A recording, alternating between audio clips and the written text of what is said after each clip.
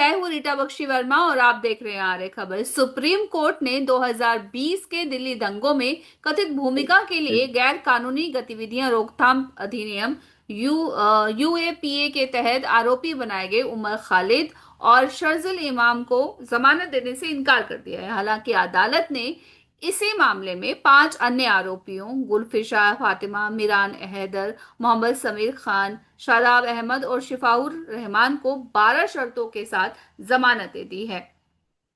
इस पूरे फैसले को, सुप्रीम कोर्ट का जो फैसला आया है उसे समझने के लिए हमारे साथ हैं वरिष्ठ वकील अधिवक्ता शशांक देव सुधी जी। शशांक देव सुधी जी, आपका हमारे कार्यक्रम आर्य खबर में बहुत बहुत स्वागत है। नमस्कार नमस्कार। सबसे पहले तो सवाल ये है कि सुप्रीम कोर्ट का जो ये फैसला आया है, इसमें क्या अहम बिंदु हैं जो। देखिए, सुप्रीम कोर्ट ने जो ये फैसला दिया है दिल्ली दंगा के को उकसाने वाले लोगों के विरुद्ध, वो कोई नया फैसला नहीं है। सुप्रीम कोर्ट ने कई बार इस तरह के फैसले दिए हैं। Bail is a rule, jail is an exception.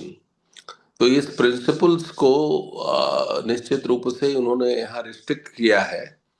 ये कारण, इसका कारण है कि कोई भी व्यक्ति अगर एक राइट के लिए कॉन्स्पिरेसी करता है, और खास करके जिसमें मोर देन 53 आदमी की जान गई हो और बहुत लोग जो है उसमें घायल हुए थे, और एक एक सिस्टमिक जो एक राइट हुआ था, तो निश्चित रूप से यह एक बड़े पैमाने पर लार्जर कॉन्स्पिरेसी था। तो सुप्रीम कोर्ट का जो सोचना है, तो कि इनको रूल ऑफ लॉ इन्फोर्स कराने की जरूरत है, क्योंकि बेल 2020 में ये अरेस्ट होते हैं और इनके पास से क्रेडिबल एविडेंस मिलते हैं जिसके आधार पर ये कंक्लूड किया जा सकता है कि ये इस दंगे के को करवाने में बहुत बड़ी भूमिका निभाई है।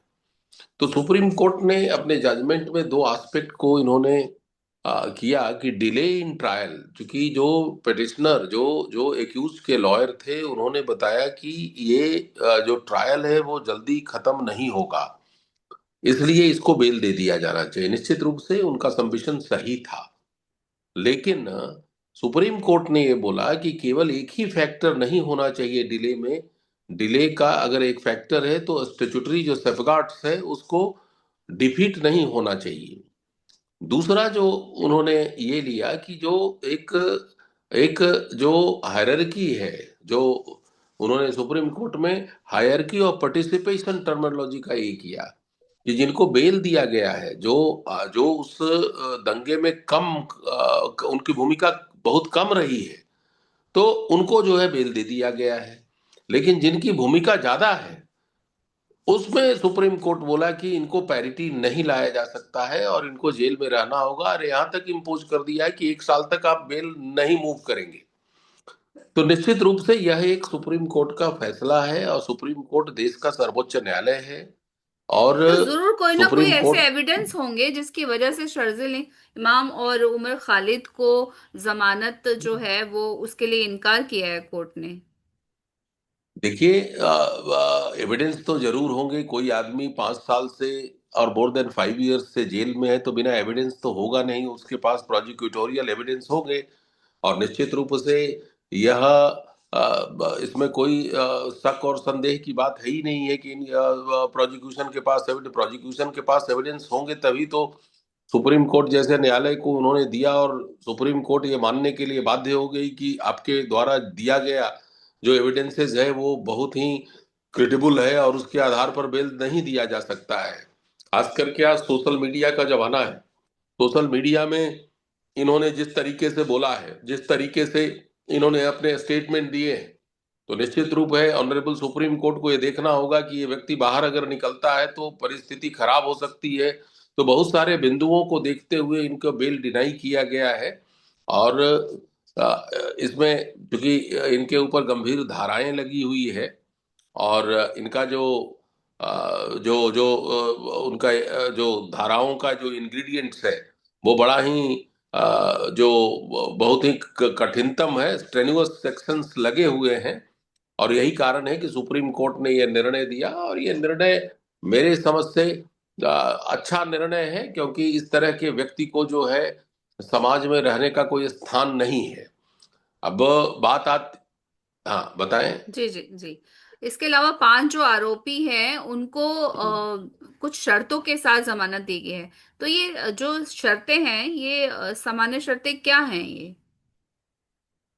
नहीं नहीं, शर्त तो देखिए, इनके कंडीशंस ये जो सुप्रीम कोर्ट, देखिए कोई भी बेल अगर दिया जाता है किसी भी क्राइम में, तो उसमें शर्त लगाया जाता है। जिस प्रकार का क्राइम है उसी के अनुसार जो है शर्त लगाया जाता है। शर्त लगाया जाता है कि आप पुलिस स्टेशन में आप रोज जाएंगे, जगह जो कंसर्न पुलिस स्टेशन हैं। शर्त लगाएगा कि आप जुरिडिक्शन, दिल्ली के जुरिडिक्शन से छोड़कर नहीं जाएंगे।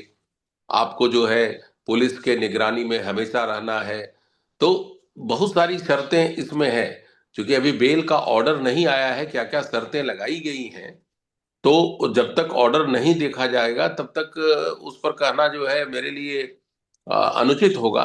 तो मैं ये कह रहा हूँ, शर्त तो इसलिए लगाया जाता है ताकि अगर आप बेल मिला भी है तो आप जो एक कंस्ट्रक्टिव जो है कंस्ट्रक्टिव डिटेंशन में तब भी है कोर्ट में। क्योंकि आपको एक लिबर्टी दिया गया, आपको कंसेशन दिया गया है कि आप जो है आप अपने फ्रीडम से करें, लेकिन आपका फ्रीडम जो है subject to the court description.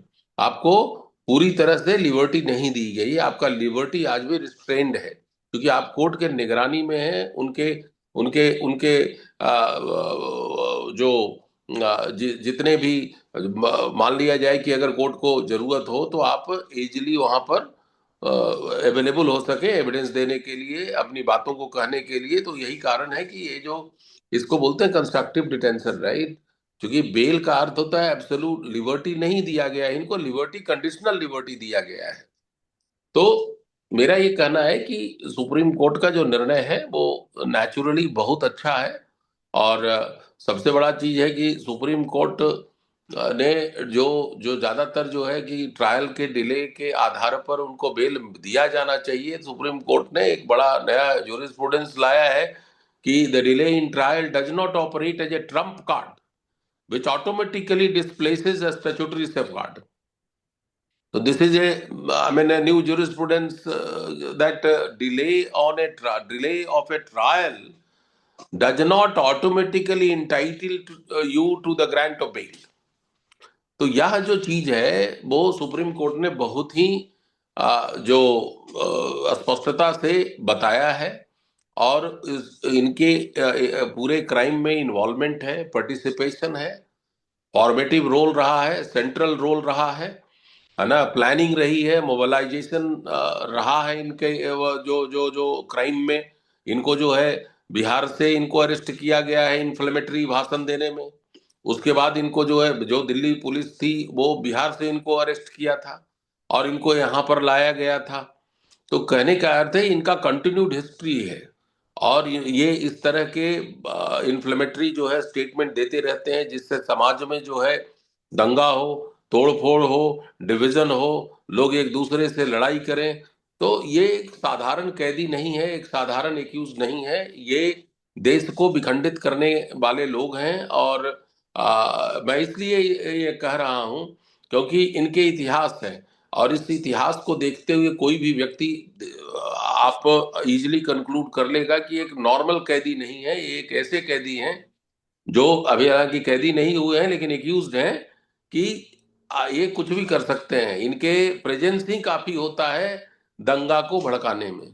तो चूंकि सुप्रीम कोर्ट हमारे देश का सर्वोच्च न्यायालय है, उसको न केवल कानून और कॉन्स्टिट्यूशन को प्रोटेक्ट करना है, डेमोक्रेसी को भी प्रोटेक्ट करने का जो है रिस्पॉन्सिबिलिटी सुप्रीम कोर्ट को है। और यही कारण है कि सुप्रीम कोर्ट ने इनको जो जिनको बेल दिया गया है 4-5 आदमियों को और इनका डिनाई किया है, उन्होंने बोला, सुप्रीम कोर्ट ने बोला कि सेम फुटिंग पर ये दो लोग नहीं हैं। और यही कारण है कि इनको बेल डिनाई कर दिया गया है। तो अच्छा निर्णय है इसमें, माने कोई नया निर्णय नहीं है। सुप्रीम कोर्ट कॉन्टिन्यूअसली ये बोली है कि कोई भी व्यक्ति जो है एविडेंस को टेम्पर कर सकता है। अगर कोई भी व्यक्ति कोई समाज के लिए खतरनाक हो, तो उसको बेल नहीं दिया जाना चाहिए। तो यह अपने कई आदेशों को अपहोल्ड करते हुए यह निर्णय दिया है। और जब ये निर्णय हमारे पास आ जाएगा तो निश्चित रूप से सारी चीजें जो है स्पष्टता से आ जाएगी कि इन पर क्या टर्म्स एंड कंडीशन लगे हैं और क्या जो है सुप्रीम कोर्ट ने इनको इंश्योर करने के लिए बोला है। तो मेरे समझ से इस तरह के जो लोग हैं जो देश में दंगा भड़काते हैं, तो उनको तो बेल वो they are not entitled to grant of bail, कोई भी आदमी जो रूल ऑफ लॉ को फॉलो करता है और गलत तरीके से वो जेल में चला जाता है, वो बेल का अधिकारी होता है। इस तरह के लोग जिसमें 50 से ज्यादा 53 आदमी मर गए, आप इमेजिन करिए उस समय क्या स्थिति थी। एक सिस्टमेटिकली जो है लोगों को मारा गया। तो इनका उद्देश्य लार्जर था। तो लार्जर कॉन्स्पिरेसी के कारण इनका बेल जो है सुप्रीम कोर्ट ने, ऑनरेबल सुप्रीम कोर्ट ने डिनाई किया है। 2020 में जो दिल्ली दंगा हुआ था उसके फैसला जो सुप्रीम कोर्ट का भी आया है, उसे हमें समझाने के लिए आपका बहुत बहुत धन्यवाद, Sudhi ji. Thank you, thank you, God bless you.